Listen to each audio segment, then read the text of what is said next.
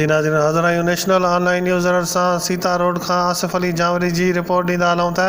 हज़रत इमाम हुसैन अलैहिस्सलाम ऐं संदसि जानिसारनि जी याद में चेलम पूरे मुल्क जी सीता रोड ऐं आसपास जे इलाइक़नि में पिणु मल्हायो वियो।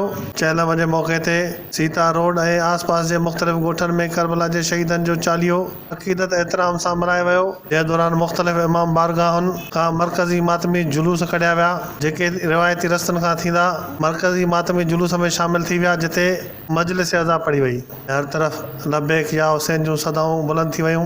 उन मौक़े ते अज़ादारनि पारां सीना ज़नी ऐं ज़ंजीर ज़नी करे हज़रत इमाम हुसैन अलैहिस्सलाम ऐं करबला जे शहीदनि खे पंहिंजे रत सां भेटा पेश कई।